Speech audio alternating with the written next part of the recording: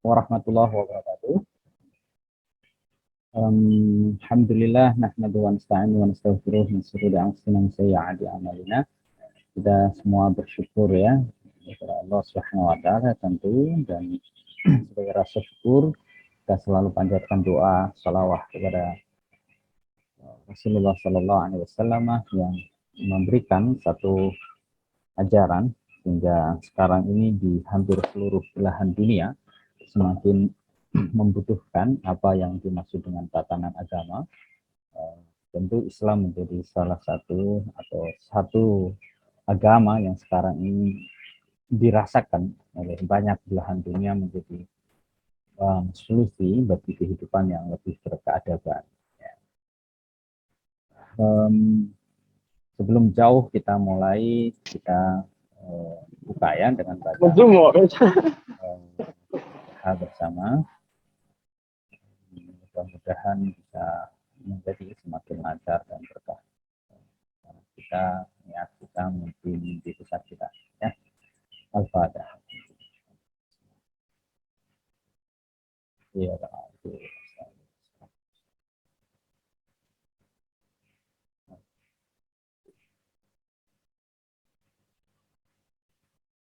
ya, baik.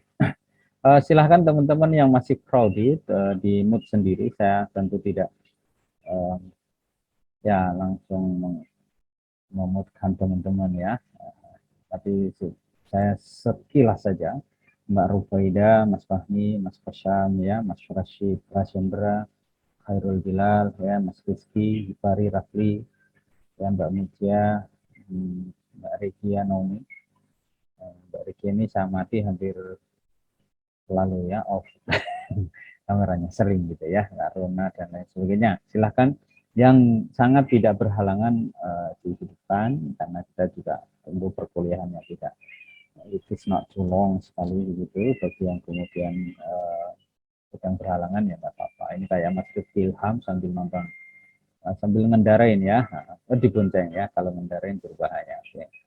Dan yang lainnya, baik, kita langsung mulai saja perbincangan diskusi sharing kita pada kesempatan pagi ini ya, membahas tentang kiamat. Oh, aduh. Karena ini sudah di penghujung-penghujung kuliah, nanti tinggal yang terakhir akhlak ya. Kita ada di 12, 13, 14. Nanti tinggal 3 tema lagi termasuk hari ini. Nah, teman-teman sekalian, berbicara tentang kiamat ya, silahkan ini nanti langsung ya Mbak Nubita, Mbak Nur Rahma, Mbak Nilar ya, dicatat kalau ada yang mau ditanyakan. Ya, Mas Rizky Al-Hufari, saya tadi sudah minta izin lewat Mas Rizky ya, untuk ke Mas Rafli gitu. Pagi ini nanti jam 7.40 insya Allah sudah kita sudahin dulu kuliahnya. Nanti kalau ada pertanyaan lanjut bisa diakomodir in the next meeting gitu atau lewat WA.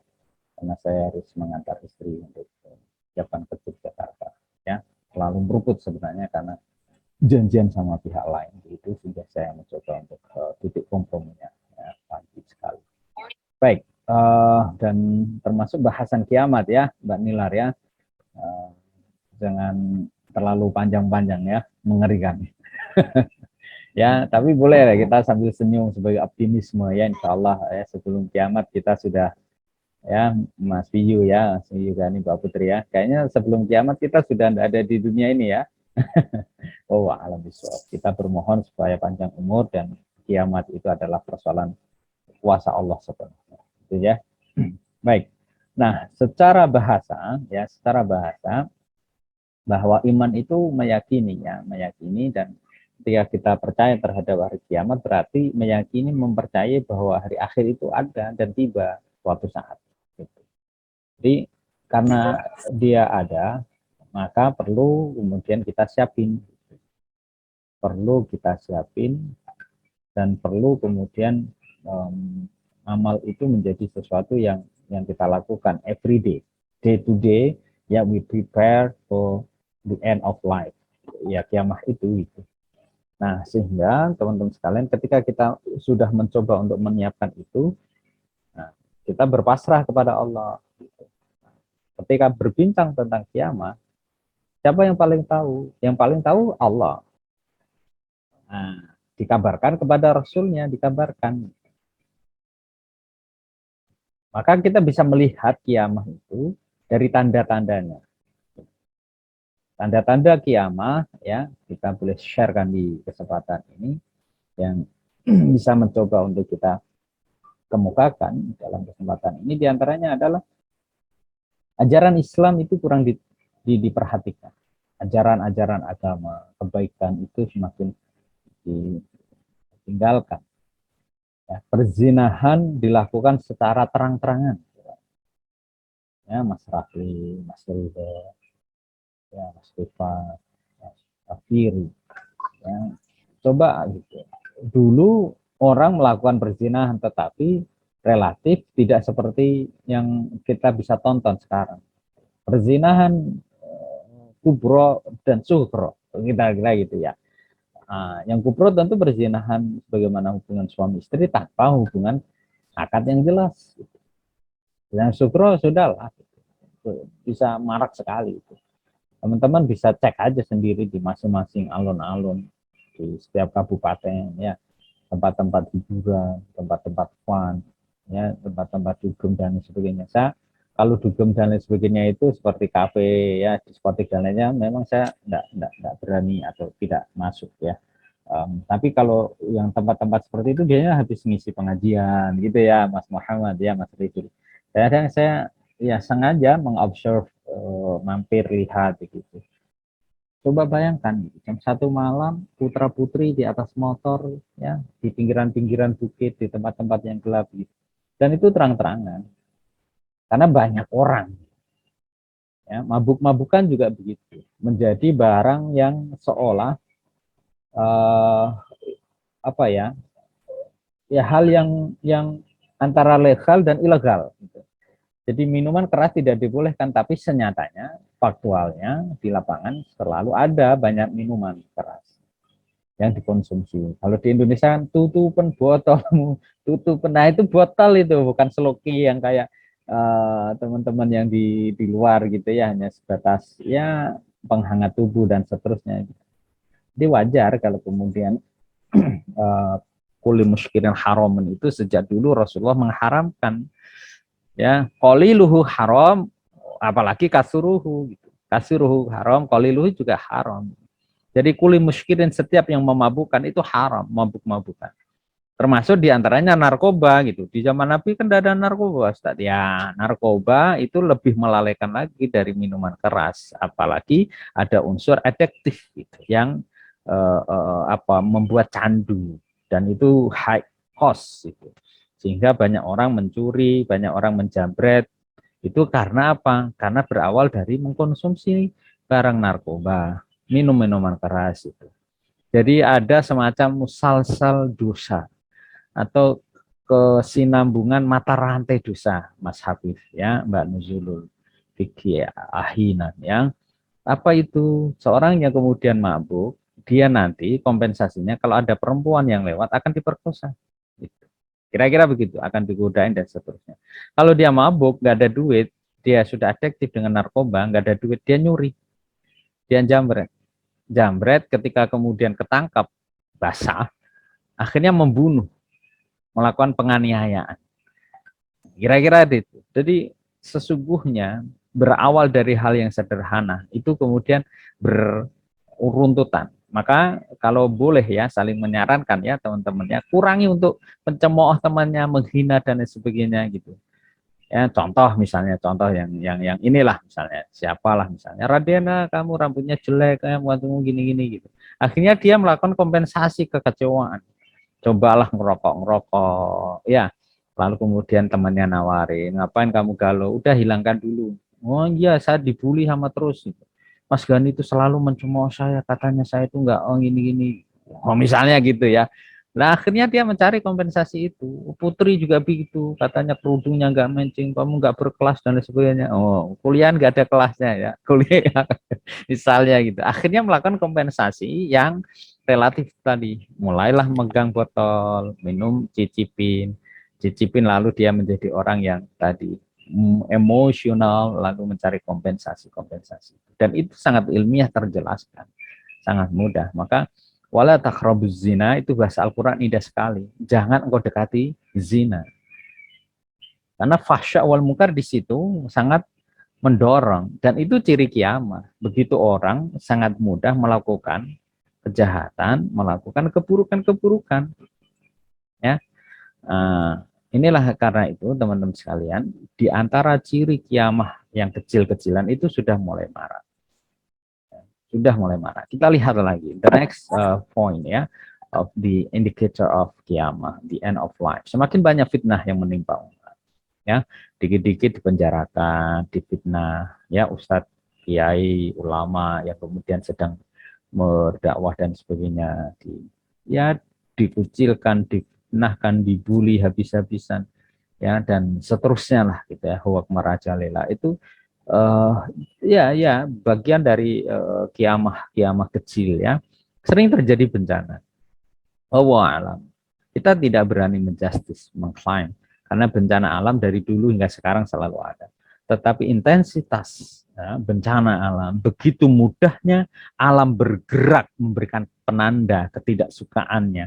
Alam seakan tak harmoni, berkehidupan selaras dengan manusia sebagai makhluk yang seakan ya dilayani oleh semesta. Tumbuhan melayani manusia, hewan melayani manusia, bahkan bumi seisinya itu seakan diciptakan untuk melayani manusia. Malaikat pun diciptakan seakan untuk melayani manusia, bahkan kalau dimengerti dari sisi spiritualitas, setan, jin, semuanya itu dicipta ketika untuk membedakan mana manusia yang baik dan mana yang tidak. Ya kan? Kan menjadi bencana. Ya, kita tidak bisa mengklaim menjustice Semeru, ya, tsunami dan lain sebagainya, gempa di Yogyakarta, ya, akhir-akhir ini setiap yang, tapi kita bisa melihat pada perspektif yang lain, misalnya contoh, hari ini yang terjadi di Nusa Tenggara ya, banjir bandang di Malang, ya, termasuk mungkin Semarang, Jakarta, Bekasi dan lain sebagainya begitu, longsor dan lain sebagainya gitu. Itu kan bisa dinalar dalam pengertian karena zahar fasad fil bar wal bahr bima kasabat aydin nas. Jadi kerusakan-kerusakan itu karena tingkah laku kita gitu. Ya, contoh misalnya pembangunan perumahan di mana-mana di Semarang.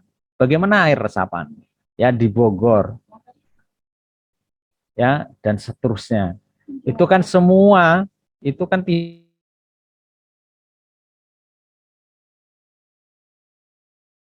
maaf. Jadi ketika kemudian kita melihat pada sisi betapa alam itu berbicara, ya, itu menjadikan manusia kita kadang berefleksi, kadang tidak mau tahu. Nah, ini yang menjadi penting. Jadi kita yang teman-teman fakultas hukum, ya konsul lah membuat tatanan hukum yang kemudian tadi membela orang kecil atau membela tatanan yang berkeadilan, tatanan yang kemudian berjangka panjang, tidak hanya sekedar siapa berani membayar berapa dan untuk kepentingan kelompok mana, kira-kira begitu. Nah, itu yang penting untuk refleksikan ya teman-teman sekalian. Nah, ya,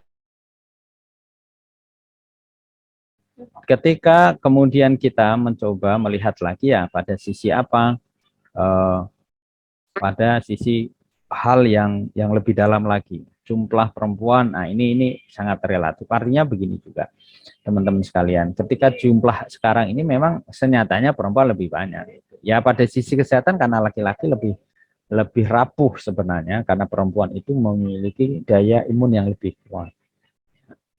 Tapi bahwa ketika kemudian semakin banyak jumlah-jumlah itu ya secara kuantitatif yang di follow up gitu ya. Perempuan ini kan berharga, zinatul hayati dunia, hiasannya dunia.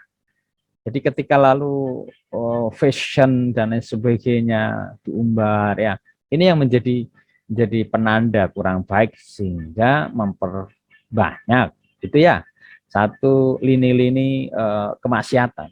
Maka teman-teman sekalian kalau bisa ya di kuliahan pakai kerudung, di luar kuliah ya pakai kerudung karena perempuan itu mulia dimanapun kemuliaan itu dijaga, bukan karena kemudian ribet dan lain sebagainya.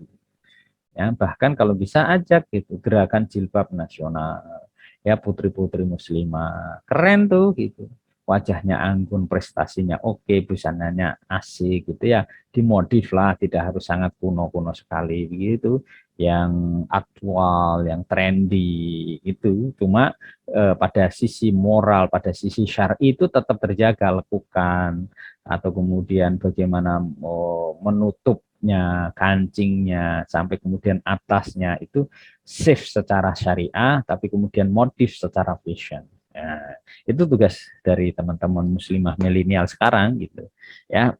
Nah, ini kalau kita lihat dari kiamah yang kubro ya, waktu berputar semakin cepat. Ya, teman-teman kalau mau cepat kuliah aja terus S1, S2, S3 nanti kan cepat sekali. Yang perempuan tahu-tahu belum nikah. Tahu-tahu yang perempuan belum punya anak gitu. Ya, kalau di rumah saja ya biasanya sudah itu usia 20 itu udah dilirik tangganya, menikah dan seterusnya. Nah, ciri kiamah diantaranya yang paling mudah adalah keluarnya Dajjal. Adanya Ya'juj wa Ma'juj, segolongan manusia yang mempunyai kekuatan besar dan bergerak cepat. Ini saya besarkan ya. Silakan nanti kalau yang didiskusikan. Turunnya Nabi Isa, dulu pernah kita singgung.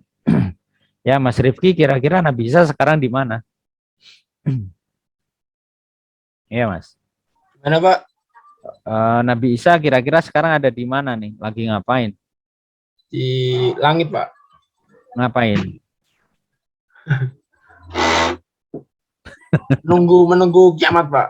Nunggu kiamat. Sebelum kiamat ya, sama Imam Mahdi. Itu keyakinan kita. Ya, keyakinan kita karena yang disalib siapa berarti? Mas Rafiri. Yang disalib kalau sebagai keyakinan orang Islam gitu, yang disalib dulu siapa? Nabi Isa atau siapa? Mas Rafiri ini foto doang atau ada orangnya nih? Halo, Mas Rizal? Oke, cukup yang dimonitor aja ya. Nanti kalau saya panggil satu-satu jadi tidak enak ini. Mas Imam Khairul, wah ini yang standby. Ya, kira-kira tuh ya Imam Mahdi itu sama apa namanya Nabi Isa nanti itu datang bersamaan dengan Dajjal atau seperti apa? Atau dia dari mana nih Imam Mahdi ini?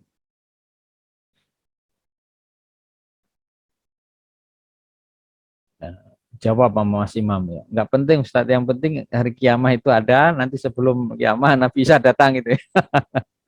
Ya, jadi Al-Qur'an ya itu Allah yang jaga, tetapi Al-Qur'an itu bisa tercerabut makna-maknanya ketika kita sendiri umat Islam itu tidak menjalankan.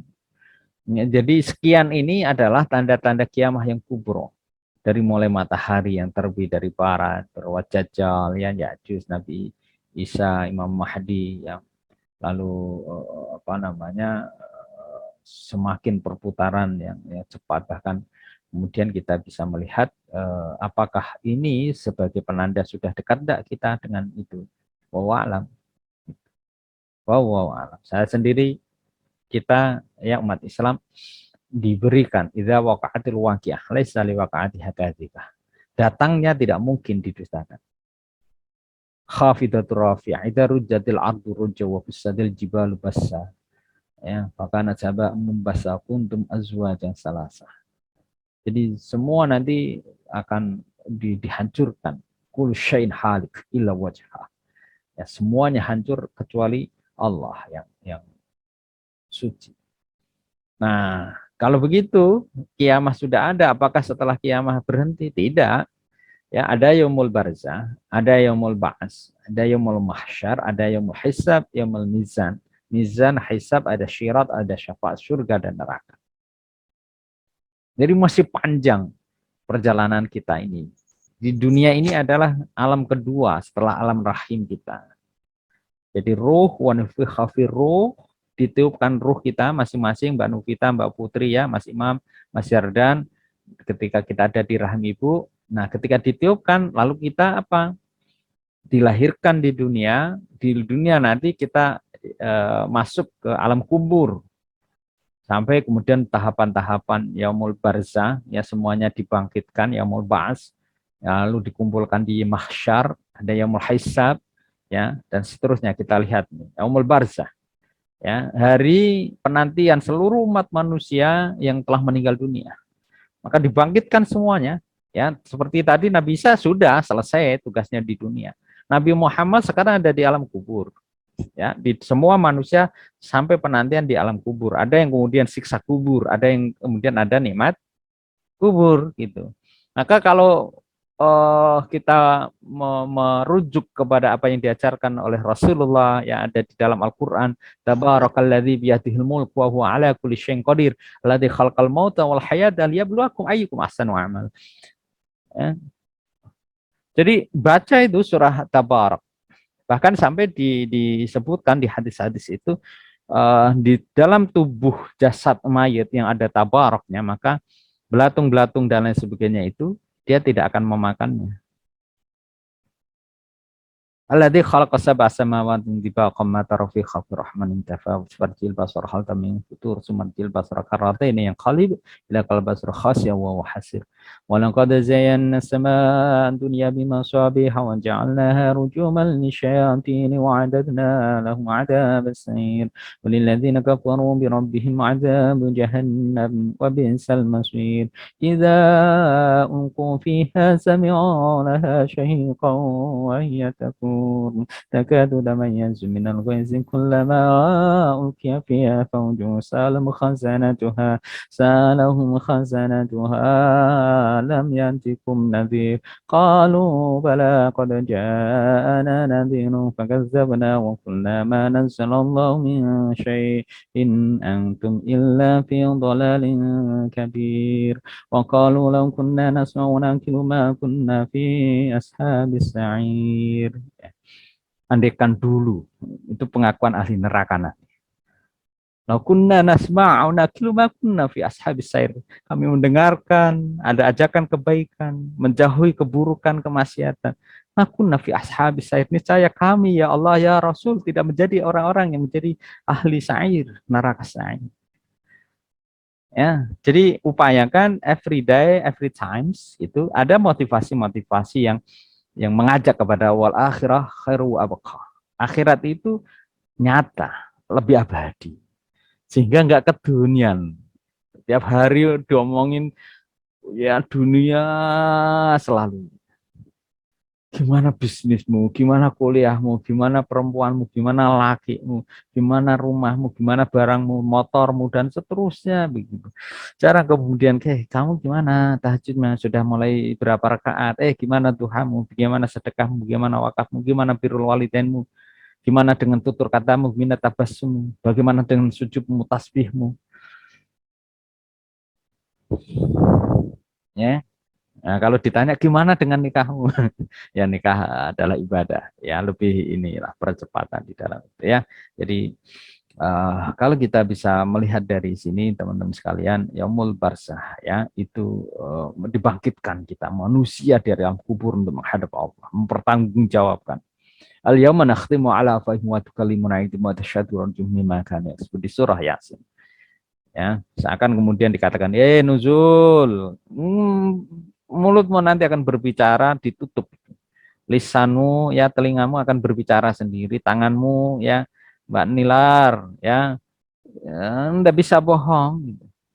Ya Oktiviani ya kakimu engkau langkahkan mana dia akan bersyahadah. Al-yauma nakhtimu ala afwahihim, mulut-mulut kita itu akan dikunci. Wa tukallimuna aydihim, kaki-kaki kita yang akan berbicara. Mungkin ya hewan-hewan juga itu akan dibangkitkan lalu dia menjadi pensaksian. Nggih Gusti ya, kucingnya Mbak Nilar itu misalnya atau apa. Saya dulu digebuk kok Mbak Nilar gara-gara ngambil kepala bandengnya itu di meja misalnya gitu. Padahal ya sebenarnya itu udah di bawah, saya dituduh. Setiap ada yang hilang saya dan seterusnya itu ya. Jadi ya makanya kalau merawat hewan sebaiknya hewan-hewan yang nanti ada akhlaknya sendiri ya. Kita bahas di terakhir insyaallah di meeting yang ke-14. akhlak kita terhadap hewan dan semesta lainnya gitu ya, supaya kita lebih selamat yaumul hisab insyaallah. Jadi kita menjawabkan aidihim wa tasyhadu arjuluhum bima kanu yasibun, dengan apapun yang kemudian kita lakukan. Jadi kalau lagi galau ya teman-teman ya, yang baperan ya, sekarang ya eranya milenial ini, usahakan lalu kompensasi minimal tidak maksiat ya. Itu pesan saya di akhir-akhir kuliahan kita ini, karena mungkin semester depan kita nggak ketemu lagi, bukan karena kita sudah mati tapi memang perkuliahan di PAI wallahu alam, nanti kalau ketemu lagi wallahu alam.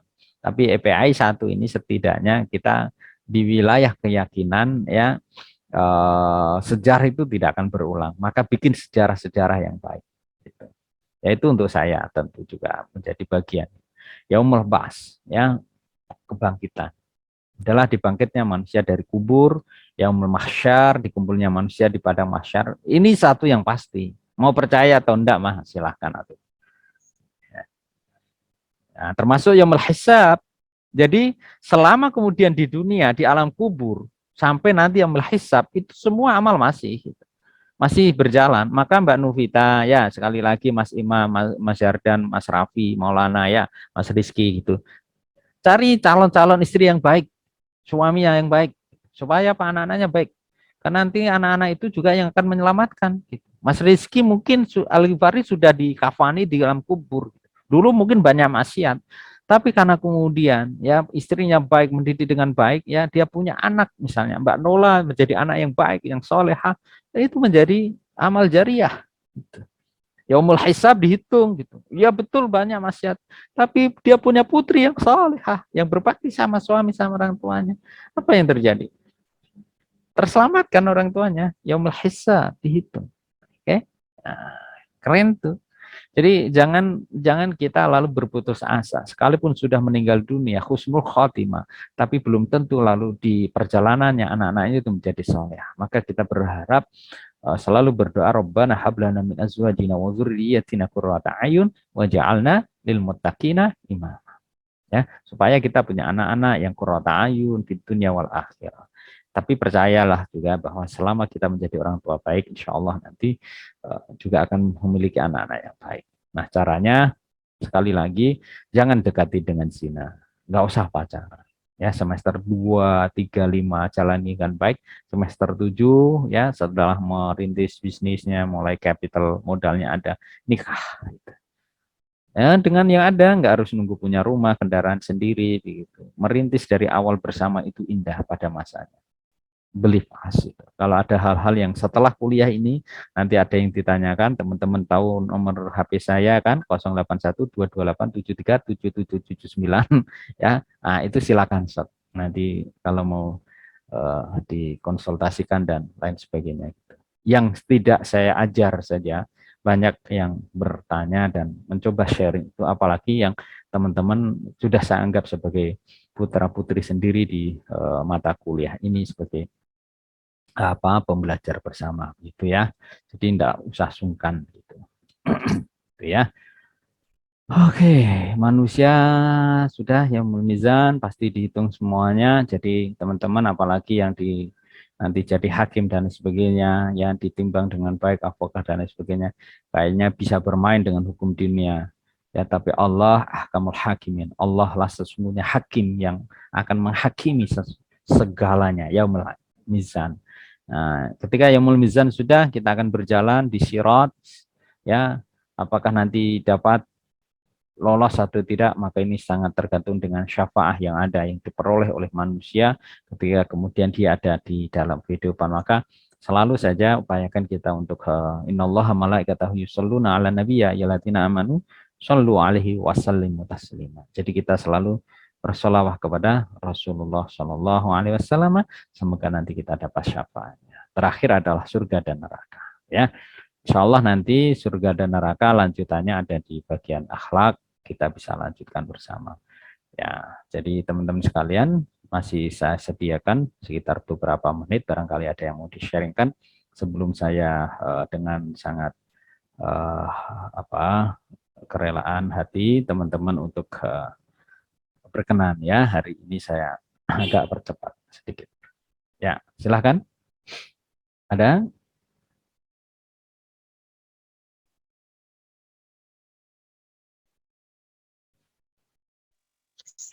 Pak, mau Ya, tanya.